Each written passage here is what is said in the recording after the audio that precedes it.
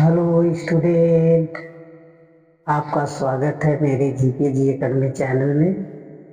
आज हम क्लास 10 की गणित एनसीईआरटी पैटर्न प्रश्नावली नंबर 3.5 प्रश्न नंबर पहला देखेंगे। मेरे प्यारे दोस्त ध्यान दो, दिया है निम्न रैखिक समीकरणों के युग्मों में से किसका एक अद्वितीयक हल है, किसका कोई हल नहीं है, या किसके अपरिमित रूप से अनेक हल हैं। अद्वितीयक हल की स्थिति में बज्र गुणनखंड विधि से हल करना। जो अद्वितीयक हल है, ठीक है ना, उसको बज्र गुणनखंड विधि से भी हल करना है जो अद्वितीयक है।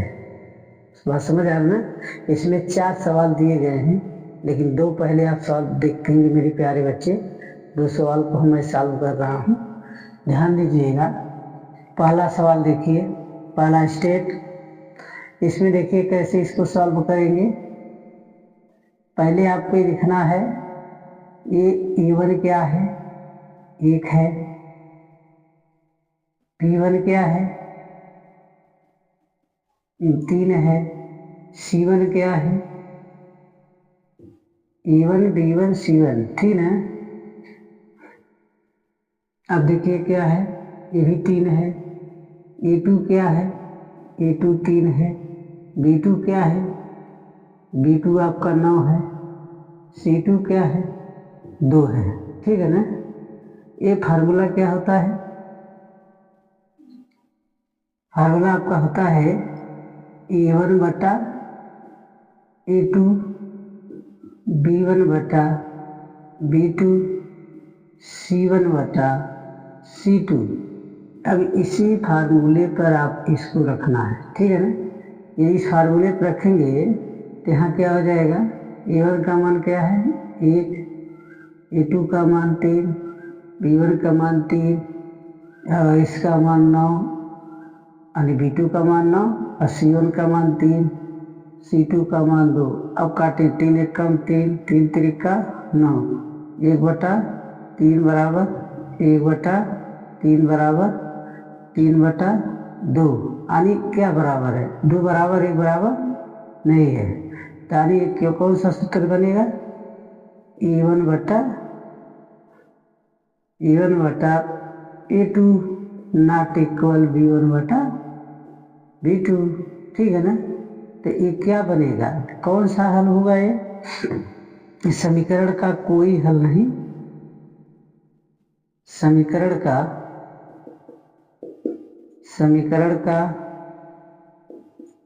कोई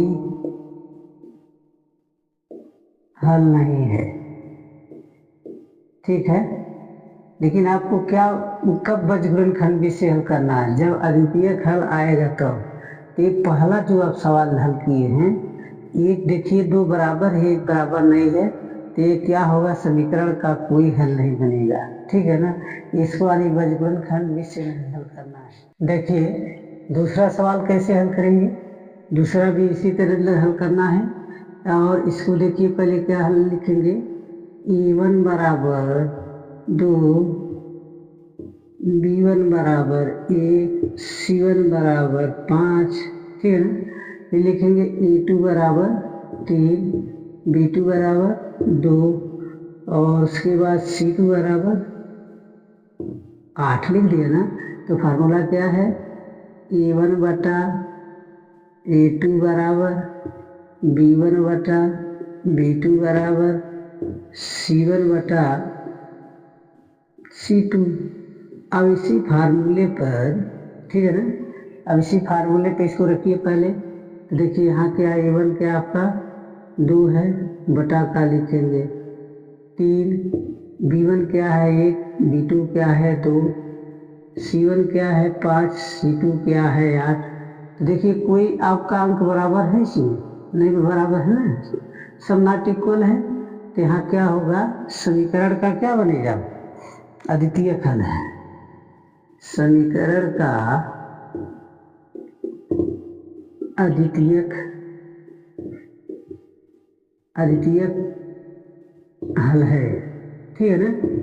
तो जब इसमें कहा कि अद्वितीयक हल होगा तो उसे किस रूप में हल करना है, वज्र गुणनखंड विधि से।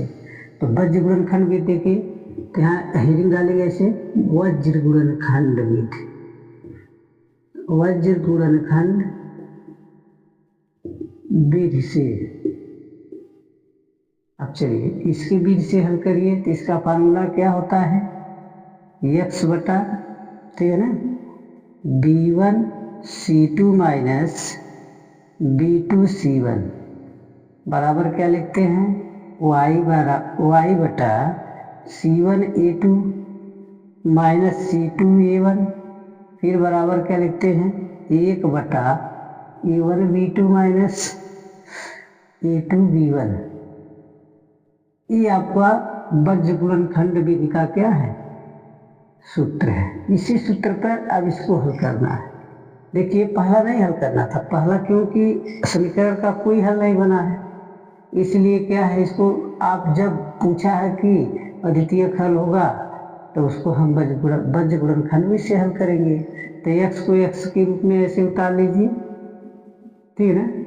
आप B1 का मान इसमें से देखिए क्या है, B1 का मान 1 है, C2 का मान 8 है, ध्यान दीजिएगा।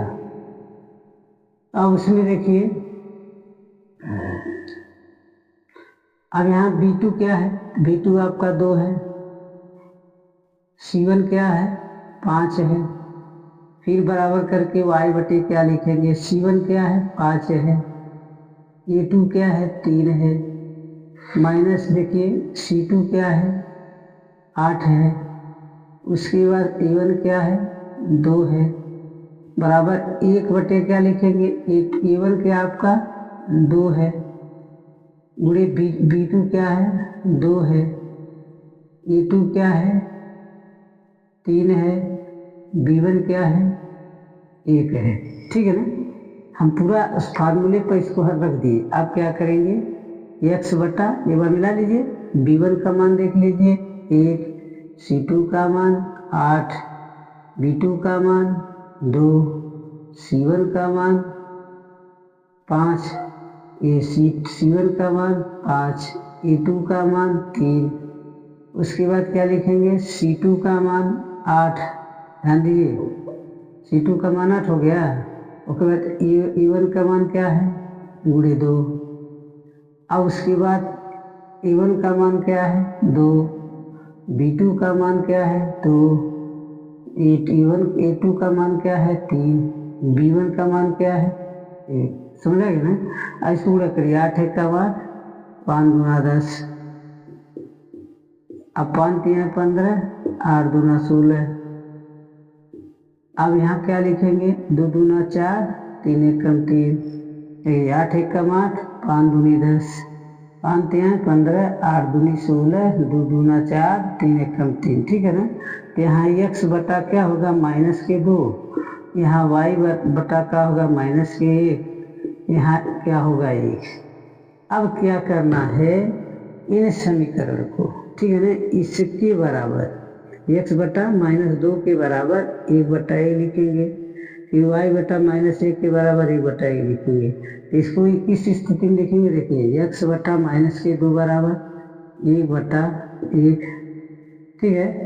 इसको अब हल करेंगे तो x बराबर क्या लिखेंगे, माइनस के 2, x का मान आ गया, और इसका मल्टीप्लाई इसमें, इसका मल्टीप्लाई इसमें, ठीक है ना, x का मान निकल गया।